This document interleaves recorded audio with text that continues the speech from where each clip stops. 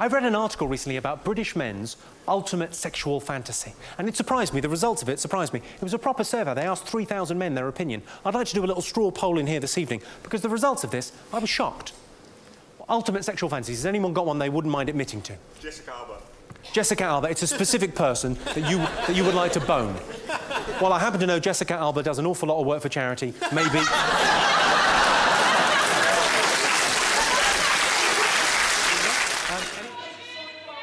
Who the fuck has a side party? You're gonna kick yourself when I tell you. Me.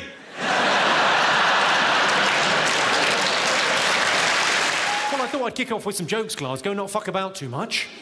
I'll pause for breath and say hello. How are you this evening, Glasgow? Are you well? Like an angry mob. Well, I thought we'd kick off properly. We're in a beautiful room, the Armadillo in Glasgow, bloody marvellous. I thought we'd start things properly, yeah? Because everyone's dressed up, it's a Saturday night. Let's start things properly. Let's have a round of applause for the ladies. Let's have a round of applause for the ladies. Yeah, quite right, yeah. Actually, that's probably enough. Looking round, some of them have made no effort. You've not made an effort, have you? And sorry, your comment there is I haven't made much of an effort. Well, there's some cameras and some fucking lights. I don't know what you had in mind. It's not like I come to your work and knock the sailors' cocks out your mouth, is it?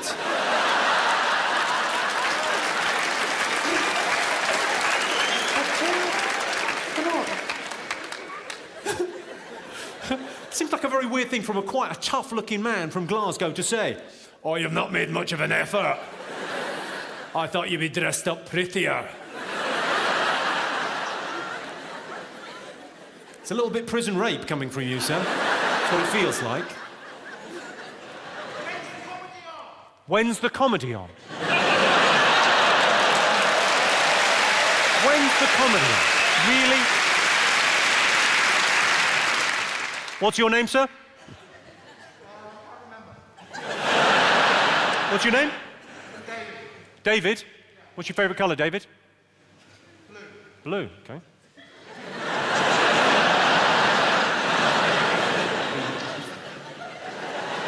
Seems like the fairest way to deal with you, David. There are so many things I could say. Number between 1 and 8, David. 6. 6. OK, and you said to me, when's the comedy on? Well, it says, if you want my comeback, you'll have to scrape it off your mum's teeth.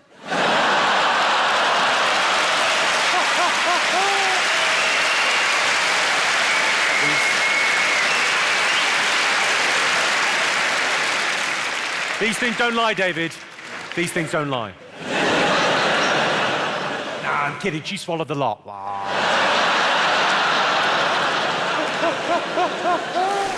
Any other ultimate sexual fancies? A Viking helmet. A Viking helmet? What have you got, 2 vaginas? Good, lovely. Any other ultimate sexual fantasies? Schoolgirl. Schoolgirl? And then you've pointed at your man. Yeah, I think we've got a special term for a schoolgirl fantasy now. We call it pedo.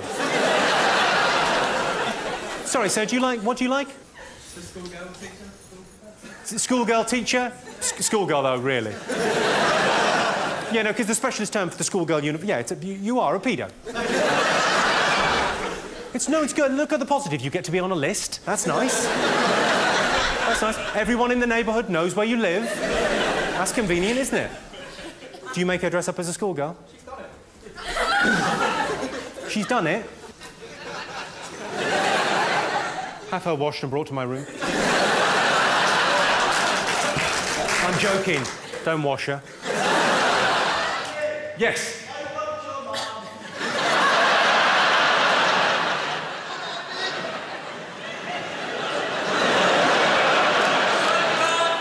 Dad?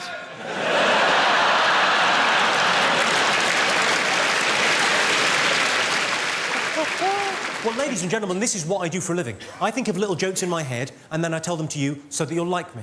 It sounds a bit tragic when I say... What was that? It's not working? Well, you can fuck off. Where are you? It's not working, man. Give us a wave. What do you do, sir?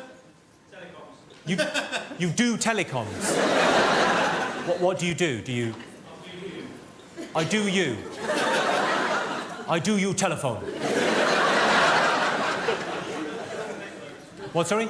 Build telephone. You build them networks. Ironically, you work in communications and can hardly string a fucking sentence together. What, sorry? I've got a big nose. I literally don't have a big nose. That's a weird... That's like an insult you've heard someone else use. And you've gone, I got a big fucking laugh. That's going to work best with a comic with a big nose. What's your name, sir? Thomas. What do you do, Thomas? You're a student. What are you studying? Mathematics? Are you at school, Thomas? I don't know if we should continue this any further because it's starting to feel like grooming. Are you at school? Yeah, I'm at school. You got a big nose. I haven't. Any other heckles? Oh, what was that? That sounded good. Go on, what was that? What was it? I'm a paedophile. I was just fucking chatting to him. I've done nothing.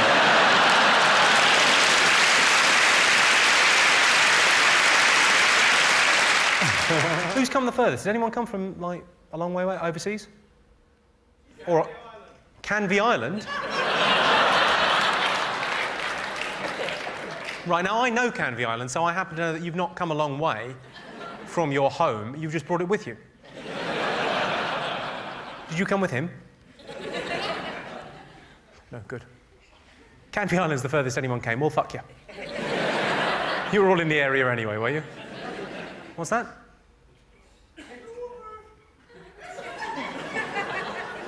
Was that Dover? Or you were castrated before you got a chance to... Right.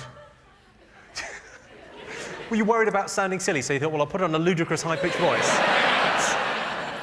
That should sort things out, shouldn't it? So you're a sailor, are you? Imagine my surprise at your high-pitched voice. What, sorry? Posh prick. Posh prick seems a bit harsh. What's your name, sir? Miles. Miles. And you think I might be a bit posh? All right, Miles. What's your favourite colour? Blue. Seems like the fairest way to deal with this. You get some B-L-U-E. Number between 1 and 8, Miles. 4. All right. Ooh. It says if you've come as a cunt, you've won. Bit of good news.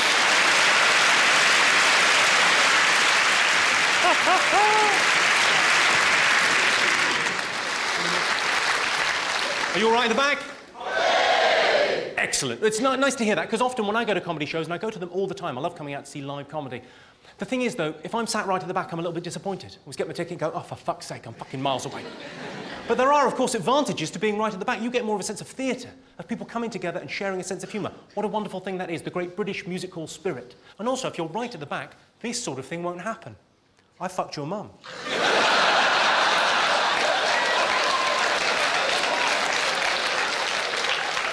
That's not going to happen to any of you. I've got nothing but respect for your mums. They're hard-working, decent women. Your mum still owes me a tenner. I'm joking. I owe her a tenner.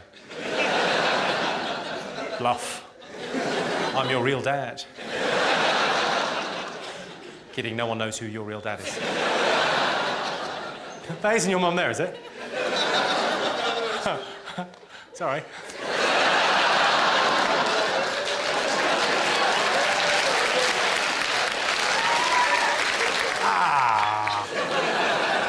This is a bit awkward. Hello, sir. She's brilliant in bed, isn't she?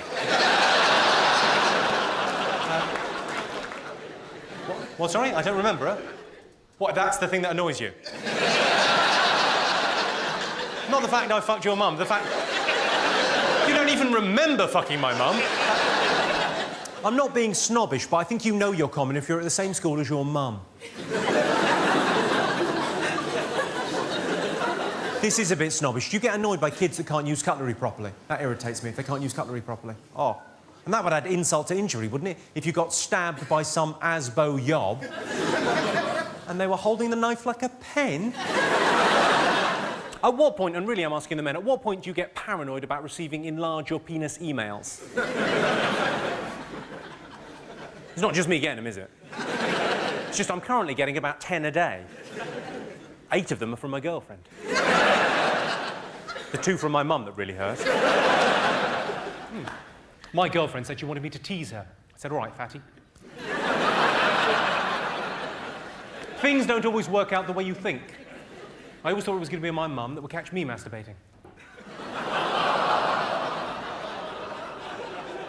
Think you're shocked, imagine my surprise. I've got no problem buying tampons. I'm a fairly modern man. But apparently they're not a proper present.